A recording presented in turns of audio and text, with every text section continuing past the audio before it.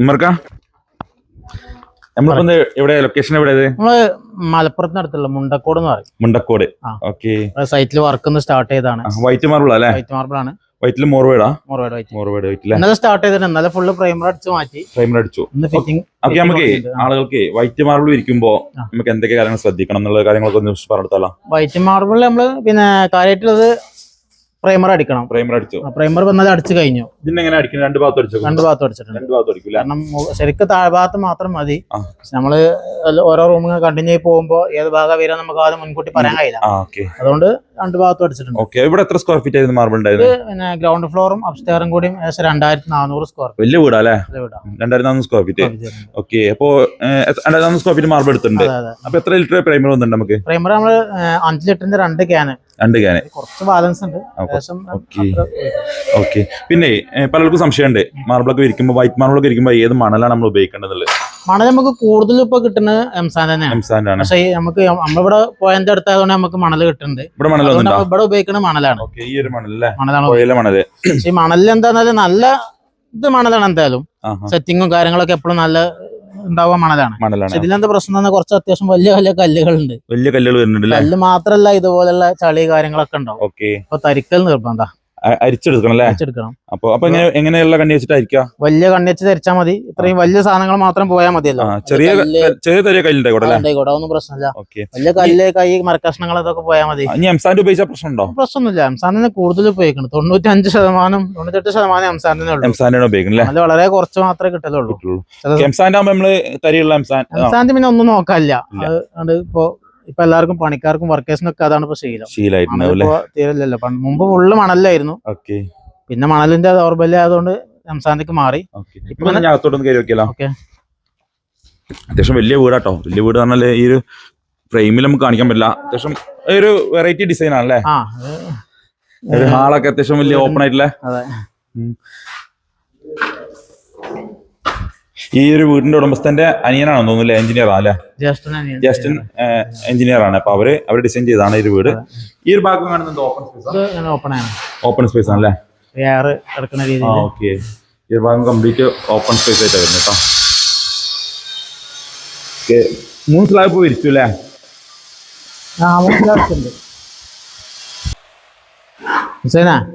കൊറേ സെറ്റ് കൊടുത്താൽ മതി. കൊടുത്തുണ്ടാകാനല്ല, ഒന്നായിട്ട് ഇടേണ്ട ആവശ്യമൊന്നുമില്ല.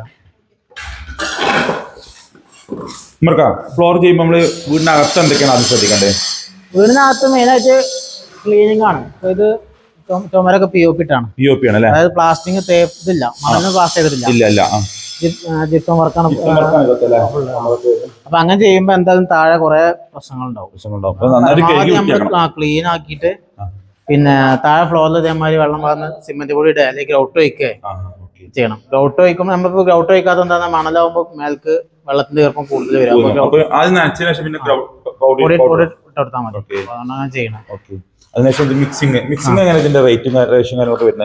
നമ്മളിപ്പോ മണലില് 30 കൊട്ടൊക്കെ ഒരു ചാക്കുന്നുള്ള ലെവലിലാണ് സിമെന്റ് ഉപയോഗിക്കുന്നത്. സിമെന്റ് മണൽക്ക് മിക്സ് ചെയ്യാൻ നമ്മൾ സാധാ സിമെന്റ് ഉപയോഗിക്കുന്നത്. മേലെ വയ്ക്കുന്ന ഗ്രൗട്ട് വൈറ്റ് സിമെന്റ് ആണ് ഉപയോഗിക്കുന്നത്. ഏത് സിമെന്റ് ആണ് പ്രത്യേകിച്ച് അങ്ങനെയൊന്നും ഇല്ല. എല്ലാ സിമെന്റും വരുന്നുണ്ട്. നമുക്ക് ഇങ്ങനെ ഇന്ന സിമെന്റ് ഒന്നും പറഞ്ഞിട്ടിപ്പോ ചെയ്യാൻ കഴിയില്ല. ഇല്ല. ഏതെങ്കിലും പറ്റാത്ത സിമെന്റുകൾ ഉണ്ടോ? ഇല്ല. നമ്മള് കൂടുതലും ACC ഒന്നും ഇപ്പൊ ഫ്ലോർക്ക് ഉപയോഗിക്കേണ്ട ആവശ്യമില്ല നമ്മൾ പറയും. കാരണം ACC ഗ്രൗട്ടിലാവുമ്പോ പെട്ടെന്ന് കൈയും കാര്യങ്ങളൊക്കെ അതുകൊണ്ട് ACC വേണ്ടെന്ന് പറയലുണ്ട്. വൈറ്റ് സിമെന്റ് നല്ല വൈറ്റുള്ള വൈറ്റ് സിമെന്റ് ഉപയോഗിക്കല. വൈറ്റ് ഇപ്പൊ നമ്മളെ നാട്ടിൽ കൂടുതലും കിട്ടുന്ന ഈ അൾട്രാ വൈറ്റ്, JK അങ്ങനെയൊക്കെ തന്നെ ഉള്ളൂ. കൂടുതൽ കമ്പനികളൊന്നും ഇല്ലല്ലോ. ഇല്ല. ഓക്കെ. അപ്പൊ അത് ഏറ്റവും ലേറ്റസ്റ്റ് ആയിട്ടുള്ള ബാച്ചിനെ എടുക്കണം അല്ലേ? അത് പെട്ടെന്ന് കട്ട പിടിക്കാനുള്ള സാധ്യതയുണ്ട്. അങ്ങനെ നമ്മള് ഇത് വാട്ടർ ലെവൽ നോക്കുമ്പോ നമ്മളിങ്ങനെ ഫ്ലോറിൽ മൊത്തം വാട്ടർ ലെവലാണ്. മൊത്തം വാട്ടർ ലെവൽ എടുത്ത് മാർക്ക് ചെയ്തിട്ടുണ്ട്. ആദ്യം മാർക്ക് ചെയ്ത് വെക്കണം അല്ലേ? ഏതെങ്കിലും ഹൈറ്റ് ഉള്ള സ്ഥലം ഉണ്ടോ നോക്കിയിട്ട് ആ ഹൈറ്റിന്റെ ലെവലിനനുസരിച്ച് ബാക്കിയുള്ളതും കൂടി പോകുന്ന രീതിയിലാണ്. സിറ്റ് ഔട്ട് മുതൽ കിച്ചൺ വരെ ഒരേ ലെവലിൽ ചെയ്യും അല്ല? അങ്ങനെ തന്നെ ചെയ്യല്. അപ്പൊ അങ്ങനെ ഇവിടെ ഒരു സിമെന്റിന് ബെഡ് റെഡി ആക്കിയിട്ടില്ല. എല്ലാം റെഡി ആക്കിയിട്ട് മിക്സ് ചെയ്തിട്ടുള്ളത് അത് ലെവലാക്കി എടുക്കുക. ചിലപ്പോൾ നമുക്ക് കാണാൻ പറ്റും. അപ്പൊ ആ ഭാഗത്തേക്ക് കുറച്ച് ഹൈറ്റ് കൂടുതലാണ്. ഏകദേശം 2 ഇഞ്ച് കുമായ അവിടെ വരുന്നുള്ളൂ. അവിടെ എന്നിട്ട് വരുമ്പോ കുറച്ച് കൂടുതൽ വരുന്നുണ്ട്. അത് ഈ ഇതിന്റെ കോൺക്രീറ്റ് ചെയ്തതിലുള്ള മിസ്റ്റേക്ക് ആണോ? ചെറിയ എന്തായാലും ബെൽറ്റ് ലെവലിലാണ് കോൺക്രീറ്റ് ഇട്ടപ്പോ. ബെൽറ്റ് ചെറിയൊരു വാട്ടർ ലെവൽ പോയി കഴിഞ്ഞാൽ അതിനനുസരിച്ച് കോൺക്രീറ്റും പോകും. അതെ അതെ. അപ്പൊ അതുകൊണ്ടാണ് അങ്ങനെ വരുന്നത്.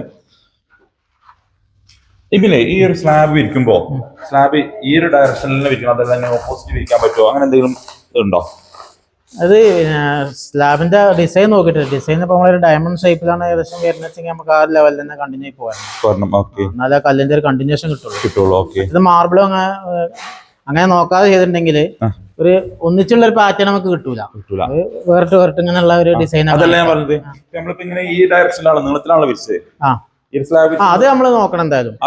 ഹാളിന്റെ ഷേപ്പിനനുസരിച്ച് ഫസ്റ്റ് എങ്ങനെ വിരിച്ചാലാണോ നമുക്ക് പീസും കാര്യം കുറവായിട്ട് നോക്കുമ്പോ കാണാൻ ലുക്കിൽ വരാൻ നോക്കിയിട്ട് വീടിന്റെ ഹാള് ഇങ്ങനെ അതുകൊണ്ടാണ് നമ്മൾ ഈ ലെങ്ത്തിൽ ഇങ്ങനെ ചെയ്യുന്നത്. അതെല്ലാം നേരെ ഓപ്പോസിറ്റ് ആണെങ്കിൽ അതെ. അപ്പൊ കാണുമ്പോ ആ ജോയിന്റ് ഇങ്ങനെ ഫുൾ ആയിട്ട് ഇങ്ങനെ എടുത്ത് കാണിക്കും. അതെ, വൃത്തികളാവും. അപ്പൊ അതുകൊണ്ട് നോക്കിയിട്ടാണ് വെക്കുക. ബാക്കി എല്ലാം ഒരുപാട് കാര്യങ്ങൾ നോക്കണോ? വേസ്റ്റേജ് ഒക്കെ പോകുന്നൊക്കെ നോക്കൂലേ? അതൊക്കെ നോക്കും. പരമാവധി പീസ് കുറവ് എങ്ങനെ ഇട്ടാലോ നോക്കാം.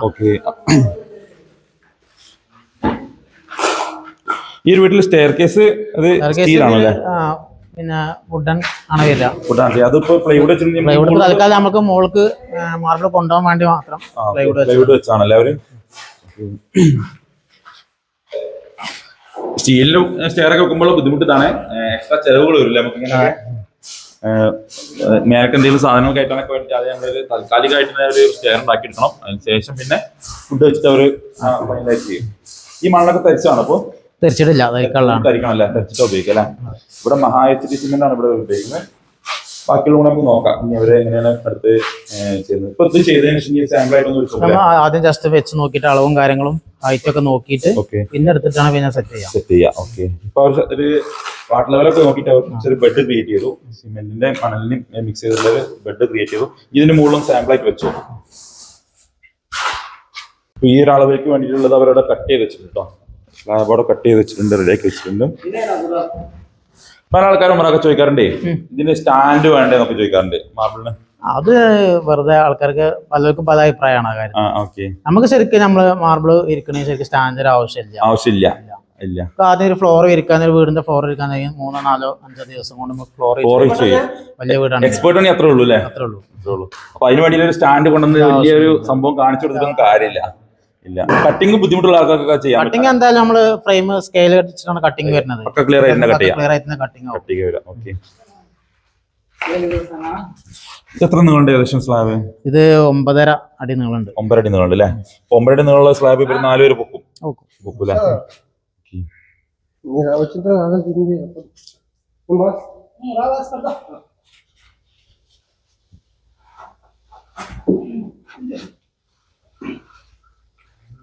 അത്യാവശ്യം നല്ല വൈറ്റ്നസ് ഉള്ള സ്ലാബ് അല്ലേ? മാർബിൾ പല ആൾക്കാരും ചോദിക്കാറുണ്ട് പക്ക പ്യൂർ വൈറ്റ് കിട്ടുമോ എന്നൊക്കെ ചോദിക്കാറുണ്ട്. പ്യൂർ വൈറ്റ് ഇപ്പൊ നമ്മൾ ഈ ചുമര പോലെ വൈറ്റ് ആയിട്ടുള്ള മെറ്റീരിയൽ കിട്ടുമോ? സാധ്യത ഉണ്ടോ വെച്ചാൽ വിയറ്റ്നാം വൈറ്റിലൊക്കെ അങ്ങനത്തെ വരുന്നുണ്ട്. വിയറ്റ്നാമില് നല്ല കോസ്റ്റ് ആണ്. അതായത് 500 രൂപ റേഞ്ചിലൊക്കെ ചെറിയ സ്ലാബുകൾക്ക് തന്നെ വരും. ഫില്ലിംഗ് ഒന്നും ഇല്ലാത്ത ഫ്രഷ് സ്ലാബ് ആണെങ്കിൽ വരും. നമ്മൾ ഇന്ത്യൻ മാർബിൾ എന്തായാലും ചെറിയ ഡിസൈൻസ് എന്തായാലും വരും അല്ലേ? ഓരോ സ്ലാബ് കൊണ്ടുവന്നു.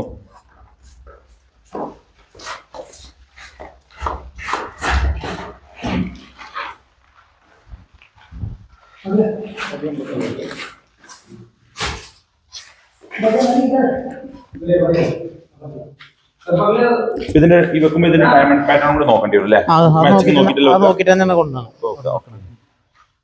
ഇല്ലെങ്കിൽ അത് ഓരോ സ്ലാബും വേറിട്ട് നിൽക്കുന്ന പോലെ ഫീൽ ചെയ്യും.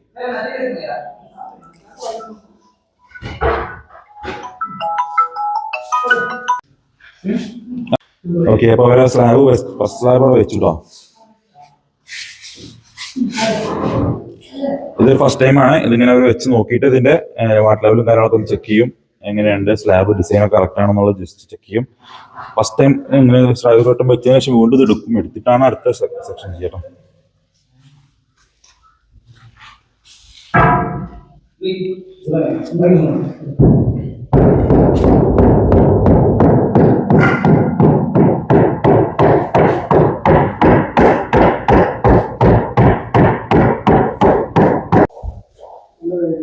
ഇതെന്താ ചെയ്യുന്നത്? ജോയിന്റ് ഫിക്സ് ചെയ്യണം. അതിപ്പോ നമ്മള് കട്ട് ചെയ്ത് കൊടുന്ന് ഈ സ്ലാബിനോട് ജോയിന്റ് ആക്കുമ്പോൾ എന്തായാലും കട്ടർ ജോയിന്റ് കൂടി അടിക്കണം മാത്രമേ ഇത് ഇത്രയും പേപ്പർ ജോയിന്റ് ആയിട്ട് വരുള്ളൂ. മാക്സിമം ജോയിന്റ് അടിപ്പിക്കാൻ വേണ്ടിട്ടല്ലേ. അതിനിടയിൽ എന്തെങ്കിലും മണലോ വരാനുണ്ടെങ്കിൽ അതൊക്കെ ഒഴിവാക്കിയിട്ട് മാക്സിമം അതാണ് ചെയ്യുന്നത്.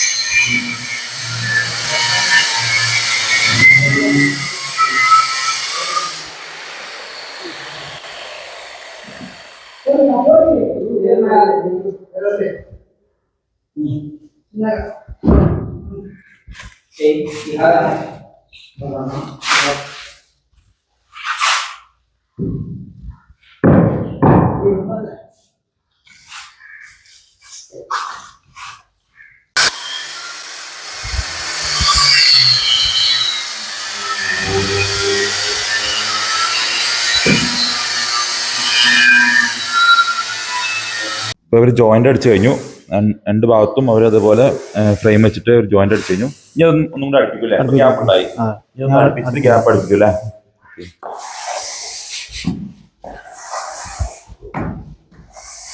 ആ കാണുന്ന പ്ലെയിൻ ജോയിന്റ് നമ്മൾ ഇതുപോലെ ആക്കിയെടുക്കും അവര്.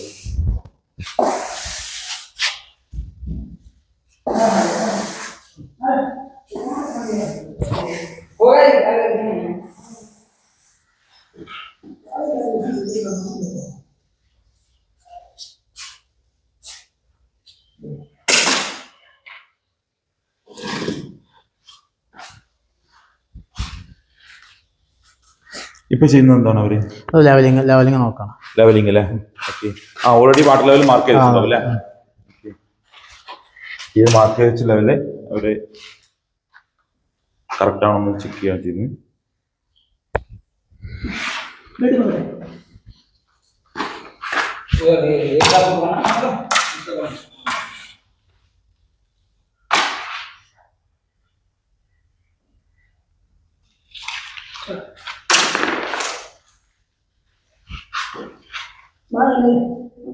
ഇനി എടുത്തിട്ട് ഗ്രൗട്ട് വയ്ക്കുകയാണ് ചെയ്യുന്നത്.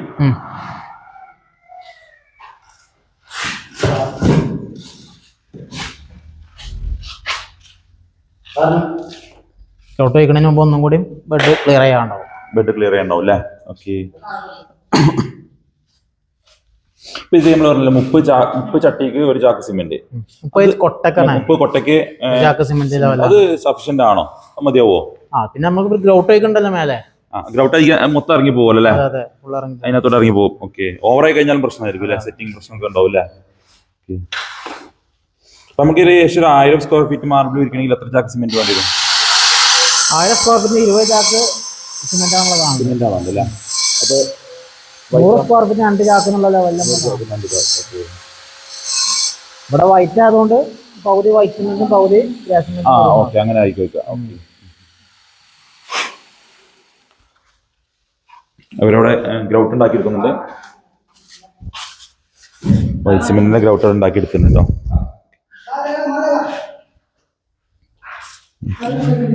ഇനി ഇതിപ്പോ ചവിട്ടിയും കാര്യങ്ങളൊക്കെ ഉണ്ടാവും. ജസ്റ്റ് ഒന്ന് ഒരു ലെവൽ വീണ്ടും ഗ്രൗട്ട് വെച്ചിട്ട് ഫിക്സ് ചെയ്യും.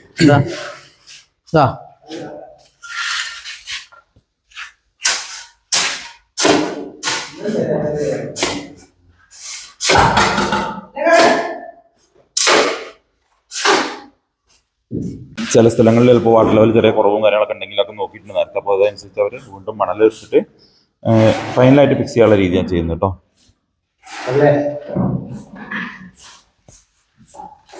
ഇപ്പൊ ഇതിന്ന് വിരിച്ചു കഴിഞ്ഞാല് നമുക്കിത് ചവിട്ടുന്നതുകൊണ്ട് കുഴപ്പമൊന്നുമില്ല. സാധാരണ നമ്മൾ നടത്തുന്നൊന്നും പ്രശ്നം വരില്ല. കല്ലുകൾക്ക് ടൈല് വിരിക്കുന്ന പോലെ ലാംഗ്വേജോ കാര്യങ്ങളൊന്നും വരില്ല. ഫൈനലായിട്ട് പോളിഷ് ചെയ്യാനുള്ളതാണ്. ഓക്കെ. അപ്പോ എത്ര ദിവസം നനക്കേണ്ടി വരും ഇത്? നമ്മൾ സാധാരണ 4 ദിവസം കഴിഞ്ഞിട്ട് 4 ദിവസം നനച്ചിട്ടാണ് നമ്മൾ മോട്ടർ അടിക്കല്. ഓക്കെ. 4 ദിവസം ഒരു ഇത് സെറ്റ് ആവാനുള്ള സമയം എടുക്കും അല്ലേ? ഓക്കെ.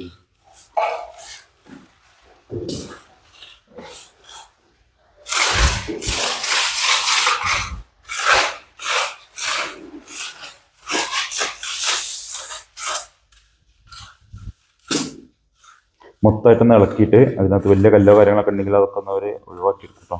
എന്നിട്ട് പക്ക ഒരു നല്ലൊരു ബെഡാക്കി മാറ്റും അത്. എന്നിട്ടാണ് ഫിക്സ് ചെയ്യുക, സ്ലാബ് ഫിക്സ് ചെയ്യുക.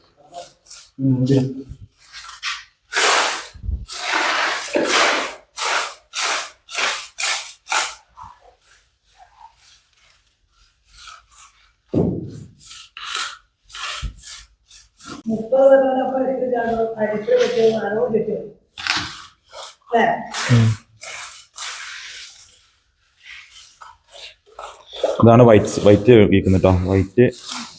വൈറ്റ് സിമെന്റ് ആണ് ഒഴിക്കുന്നത്. ഇതിങ്ങനെ ഒഴിക്കുമ്പോഴേക്കും ഇതിന്റെ അടിഭാഗത്തേക്കൊക്കെ എത്തിക്കോളൂല്ലേ, വെള്ളം എന്താ അടിക്കൊത്തും.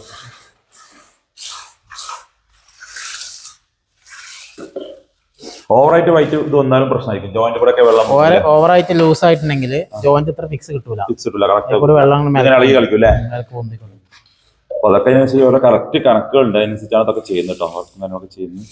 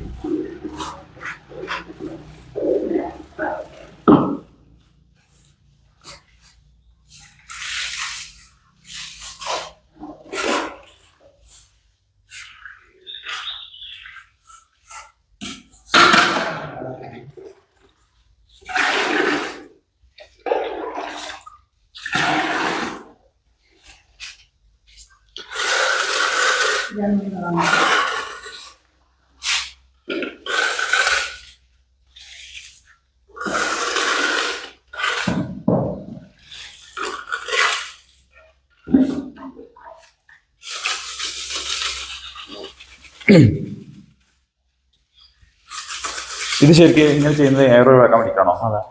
അല്ലെ, വിരിക്കുന്ന സമയത്തുള്ള ഈ മുകളിലെ ഗ്രൗട്ടും കുമാരൊന്നും ലൂസായി കിട്ടിയിട്ടുണ്ടെങ്കിൽ നമുക്ക് ഫിറ്റ് ആക്കുമ്പോൾ ഒരു പഞ്ചിങ് കിട്ടും. അതിന് എയറും കാര്യങ്ങളൊക്കെ ഒഴിവാക്കാം. ഓക്കെ.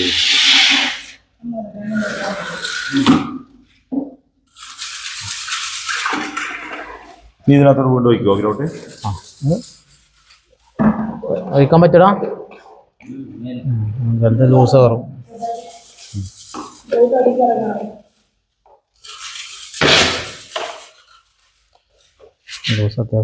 അത്യാവശ്യം ഇതിന്റെ ലൂസും കാര്യങ്ങളൊക്കെ നോക്കിയിട്ടാണ് ചെയ്യുക അല്ലേ? ഓക്കെ.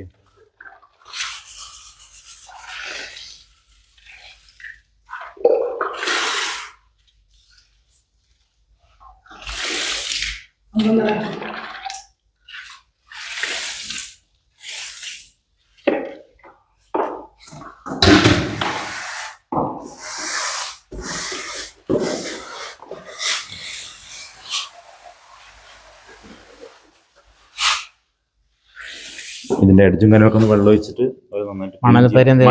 മണലുണ്ടെങ്കിൽ അതൊക്കെ പോകാൻ പറ്റും അല്ലേ? ഇപ്പോഴേ ജോയിന്റ് നമുക്ക് പക്ക ഫിക്സ് ആയിട്ട് കിട്ടുള്ളൂ. മാർബിൾ വർക്കിന് ശരിക്കും അതിന്റെ ഒരു എക്സ്പേർട്ട് തന്നെ വേണം അല്ലേ? എല്ലാം ടൈല് വിരിക്കുന്ന പോലെ ഒന്നും വിരിച്ചു പോകാൻ പറ്റില്ല. മാർബിൾ വിരിക്കുമ്പോൾ അതിൻ്റെതായിട്ടുള്ള കാര്യങ്ങൾ ഒരുപാട് കാര്യങ്ങൾ ശ്രദ്ധിക്കാനുണ്ട്. ഏത് വർക്കാണെങ്കിലും കാര്യങ്ങളുണ്ട്. അതിന്റെ എക്സ്പേർട്സ് മാത്രമേ ഇവര് വിരിക്കൽ മാത്രമല്ലേ ചെയ്യുള്ളൂ, പോളിഷിംഗ് കാര്യങ്ങൾ ഇവർ ചെയ്യില്ലല്ലോ. മാത്രമേ ചെയ്യണത് പോളിഷിൻ്റെതായിട്ടുള്ള ആൾക്കാർ അതിന് വേണ്ടി എക്സ്പേർട്ടുകളുണ്ട്. അങ്ങനെ ചെയ്യുമ്പോഴായിട്ട് പക്ക വൃത്തിയായി കിട്ടുക. ഇവര് ഫിറ്റിംഗ് കാര്യങ്ങൾ മാത്രം ചെയ്യുള്ളൂ. ഇവര്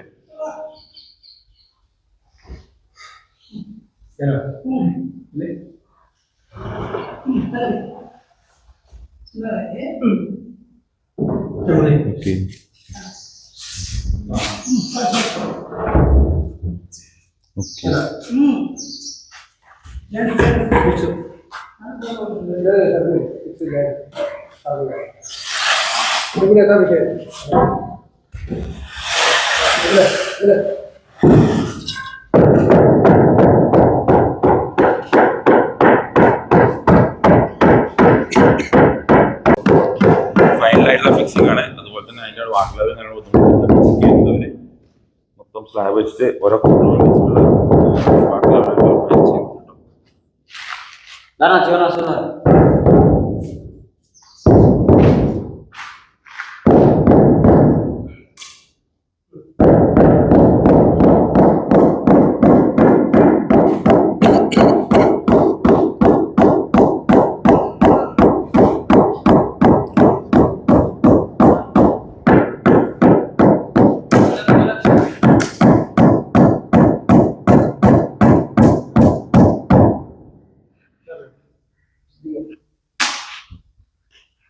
क्या मेरा पावर तो ताकत दिक्कत हाल दिखाई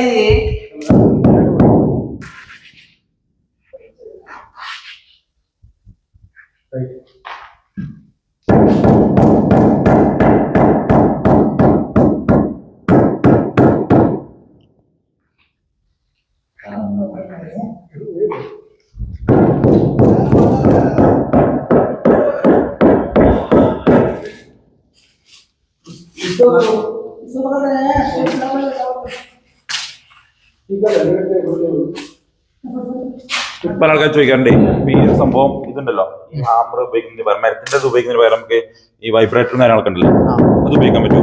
മാർബിളിന് വൈബ്രേറ്റർ കൊണ്ട് വലിയ ഇത്ര വെയിറ്റ് ഉള്ള സംഭവം ഹെയറും കാര്യങ്ങളും പോവാണെങ്കിൽ തന്നെ നല്ലത്. ഏറ്റവും മരത്തിന്റെ പൊട്ടിയാണല്ലേ അത് നമ്മൾ ഫ്രഷ് ആയിട്ടുള്ള മരം ഉപയോഗിക്കുമ്പോൾ ഉണങ്ങിയ മരം പറ്റില്ല. പച്ച മരത്തിന്റെ കൊമ്പ് നമ്മൾ ഓരോ സൈറ്റിലും അപ്പപ്പോ വെട്ടി ഉണ്ടാക്കണം. അതല്ലെങ്കിൽ സ്ലാബ് പൊട്ടി പോകാൻ സാധ്യതയുണ്ട്.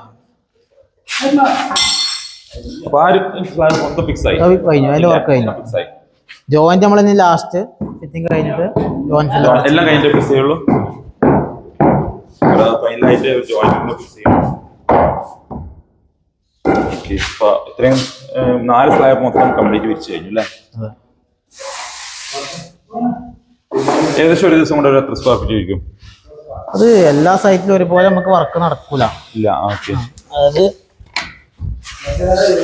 ചില സൈറ്റിൽ ഫസ്റ്റ് ദിവസം 400 സ്ക്വയർ ആയാലും 300 സ്ക്വയർ ഫീറ്റ് ഒക്കെ ഇരിക്കാൻ പറ്റുന്നുണ്ട്.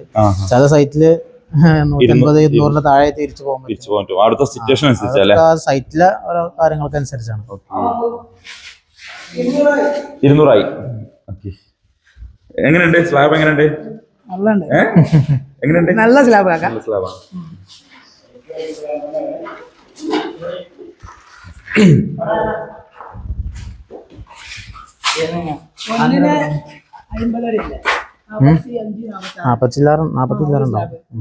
ഓക്കെ 150 175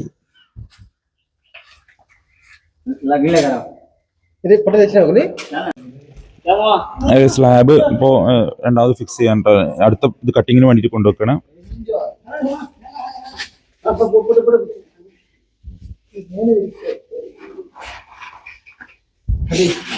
നമുക്ക് സ്ലാബ് കട്ട് ചെയ്യുമ്പോൾ അവരെന്തൊക്കെ ശ്രദ്ധിക്കുക? ഇനി ഇവിടുത്തെ ലൊക്കേഷൻ നോക്കിയിട്ടാണ് എടുക്കല് അതോ എങ്ങനെ? ഇപ്പൊ ഇനി അടുത്ത സ്ലാബ് കട്ട് ചെയ്യാൻ പോകാണല്ലോ, ഇതിപ്പോ ഏത് ഭാഗത്തേക്കാണ് എങ്ങനെ നോക്കുക? അത് പിന്നെ ഇവിടെ നിൽക്കുമ്പോ തന്നെ ആദ്യം തീരുമാനിക്കും എങ്ങനെയാണ് ഏത് ഭാഗത്തേക്കാണ് ഡയമണ്ട് സെറ്റ് ചെയ്യാൻ വരുന്നത് എന്നുള്ളത്. അതിനനുസരിച്ചാണ് അവിടെ. ഓക്കെ, എന്നിട്ട് ഇതിന്റെ ഈ ലെങ്ത് ജോയിന്റ് എല്ലാം കറക്റ്റ് ആയി കിട്ടണ്ടേ? ഇതിങ്ങനെ ലൈൻ ഒരേ ജോയിന്റിൽ വരിക, അതേ അളവിലാണ് കട്ട് ചെയ്യാം.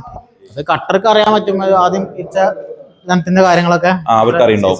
അതിലെ കട്ടേഴ്സ് അതിലുള്ള സ്പെഷ്യൽ എക്സ്പേർട്ട് ആയില്ല, കട്ട് ചെയ്യുന്ന ആളുകൾ അതിൽ എക്സ്പേർട്ട് ആയിരിക്കും. ഓക്കെ,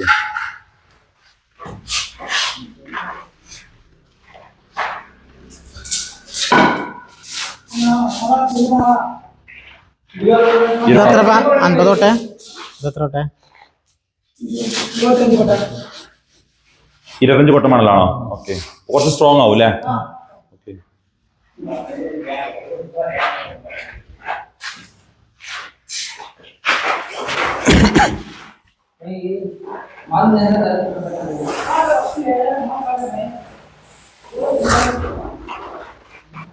ഈ ഒരു ഭാഗത്തേക്കുള്ള ബെഡ് ക്രിയേറ്റ് ചെയ്യാനുള്ള മണലാട്ടോ മിക്സ് ചെയ്യുന്നത്.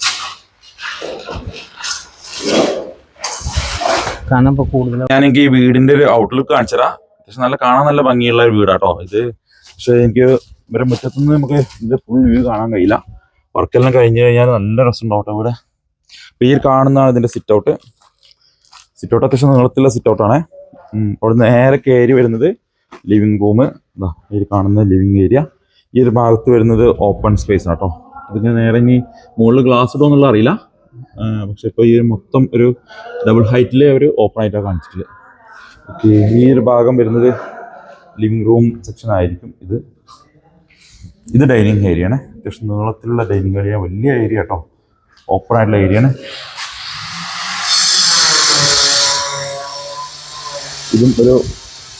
ഇത് ഡൈനിങ് ആണോ? കിച്ചൺ ആണല്ലേ? ഓപ്പൺ കിച്ചൺ ആയിട്ട് വരുന്നതാണ്. ഓക്കെ, ഇത് ആ കിച്ചൺ ആണ്. ഇത് വർക്ക് ഏരിയ. ഈ കിച്ചൺ വർക്ക് ഏരിയ കേട്ടോ.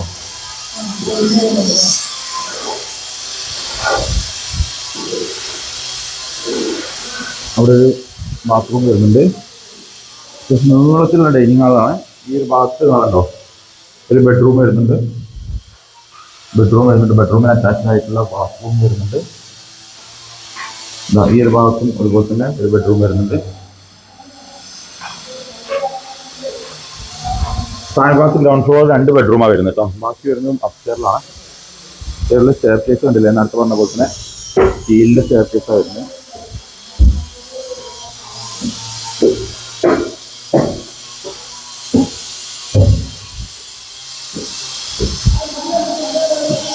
ഇവിടെയും ഈ ഒരു ഭാഗം വരുന്നത് ഡബിൾ ഹൈറ്റ് ആണ്. ഇവിടെയും ഡബിൾ ഹൈറ്റിലാണ് വരുന്നത്. നേരത്തെ കാണിക്കുന്ന ഓപ്പൺ നമുക്ക് വിരിച്ച ഭാഗമാണ് ഇത് കേട്ടോ.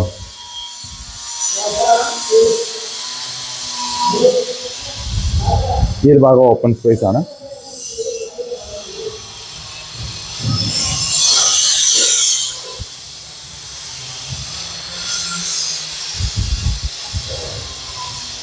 ഇത് ബെഡ്റൂമാണ് വരുന്നത്. ബെഡ്റൂമിൻ്റെ ഒരു ഭാഗം മൊത്തം ഓപ്പൺ ആയിട്ടാണ് കിടക്കുന്നത് കേട്ടോ.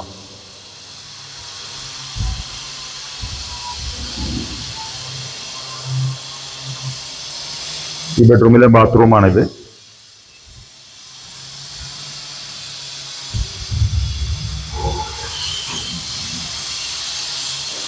മൊത്തം 4 ബെഡ്റൂമാണ് ഈ ഒരു വീടിനകത്ത് വരുന്നത് കേട്ടോ. ഇവിടുത്തെ ജനല കണ്ടെന്നത് സ്റ്റീൽ കൊണ്ടുള്ളതാണ്. സ്റ്റീൽ കൊണ്ട് റോളിങ് ചെയ്യാൻ പറ്റുന്നുണ്ടായിരുന്നു.